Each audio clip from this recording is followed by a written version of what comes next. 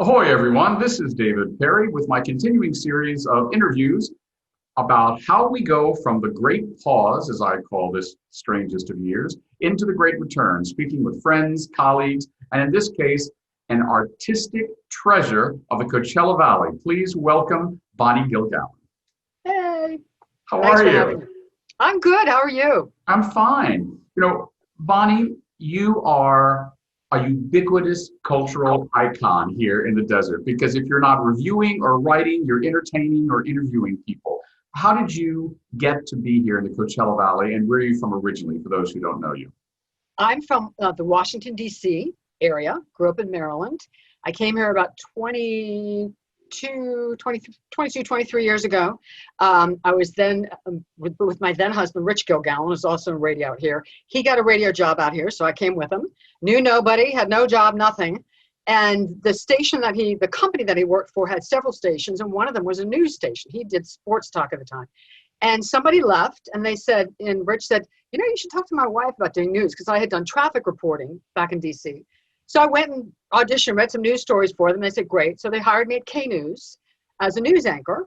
So I did that. And within a couple of months of being there, someone told me, well, we had this idea for maybe doing this weekend magazine interview show, but, nobody really did anything with it. I said, really?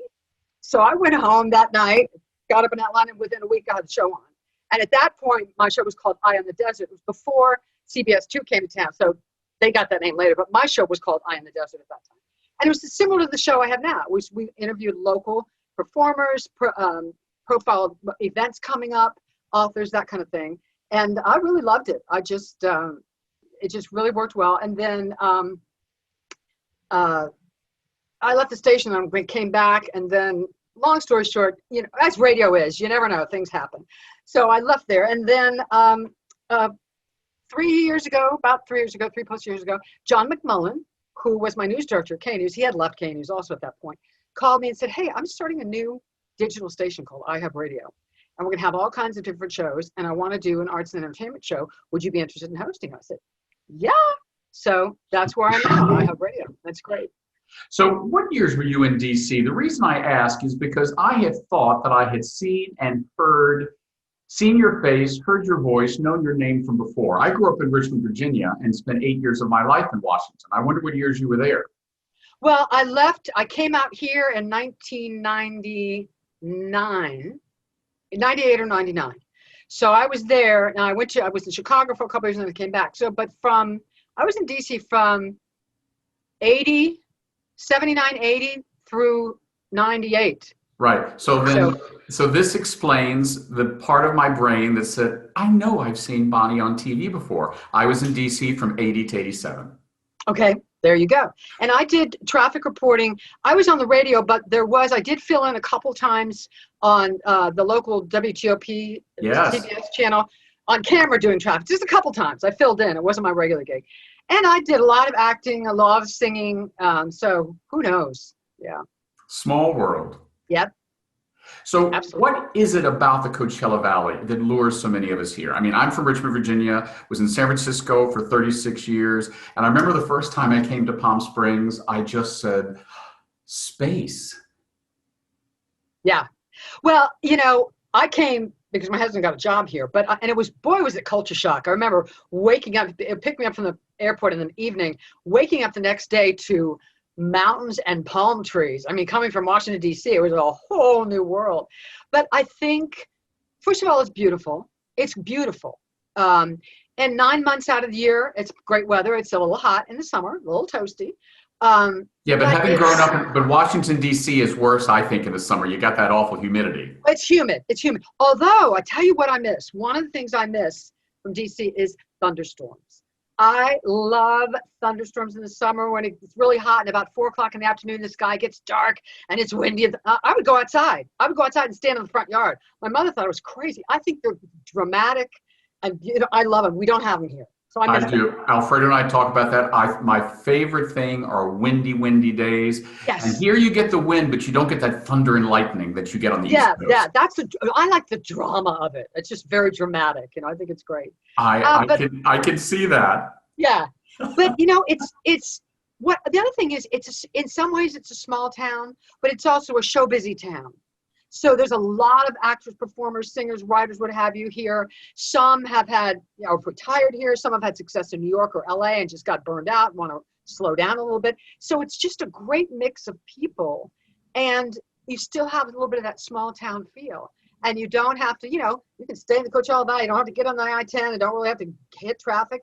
So there's a lot to be said for it, Yeah, it reminds me of that famous line from the actor George Sanders playing Addison DeWitt in All About Eve, an oasis of culture in the California desert. Absolutely. I think that's a very apt description. Yes. So how did you go from anchoring to singing cabaret? And which came first? Actually, singing came first. When I was a kid, my late mother was a singer also and a director. So I was very shy as a kid, believe it or not. I was very shy as a kid. I didn't speak till I was 2. They thought there was something wrong with me. I said nothing. I didn't say mama, nothing. And one day I was standing at the screen door when I was 2 and I said outside and pointed. But I was shy. My parents thought that piano lessons might help with that, bring me on my show. So I took piano lessons for 8 years. And I remember as a kid, I was singing quietly. I would play pop songs and I would sing quietly because anyone went in to hear me. But then I was in choirs in school, in high school, and then I was a vocal music major in college, and I just started singing with bands. So that came first. That singing and acting came before anything else. And then the radio and the news and the interviewing, and then I write the theater reviews here. So you know what I really love, David? Some people might think it's schizophrenic, but I love wearing a lot of different hats. I love it. I love acting. I love singing. I love interviewing, doing my radio show. I do voiceovers. I coach voiceover students. I write theater reviews. I love it all. It all is a different area of fulfillment creatively. Yeah. Backstage, on stage, in the wings, writing reviews, it's all part about building relationships with an audience or your readers. I think it's incredible. Yes. And you use different parts. I mean, if I had to pick what's at the top of the list as far as soul, touching, is singing. I mean, that's what emotionally gets me more than anything else. But I wouldn't want to give the other stuff up.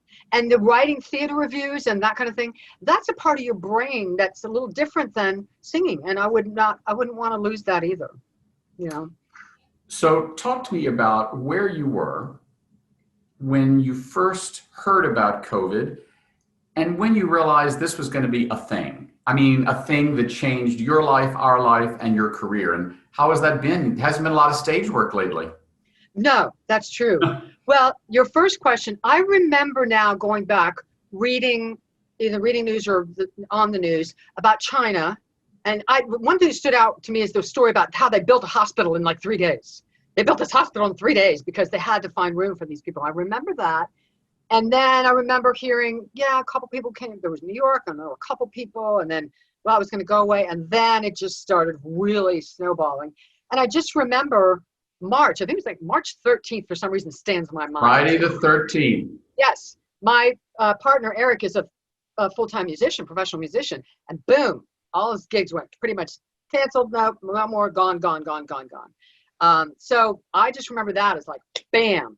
I've been lucky in some ways. I consider myself really lucky in that my main source of income right now is I coach voiceover students online, as we're doing now. We use GoToMeeting, but I individually one-on-one. So we have a lesson plan that I email them and scripts, and I coach. So I haven't lost that. Now, my student load is a little bit lower than it normally is, but I did not lose all my income. So I'm very grateful for that. Eric did, because his was all playing live in clubs.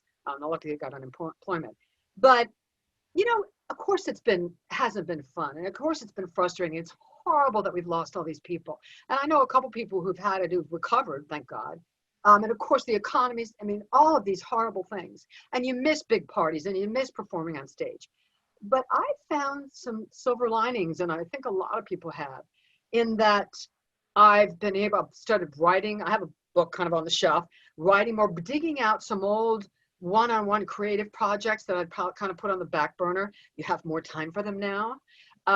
Eric and I have really gotten even closer. We had a good relationship before, but we're spending a lot of time together, and it's been really great. We've really, Our bond is even stronger, and with our dogs. And, you start to realize what's important, and what's not. So to be honest with you, I feel so bad for people who are alone, who live alone during this. I cannot imagine that. That's got to be tough, I think.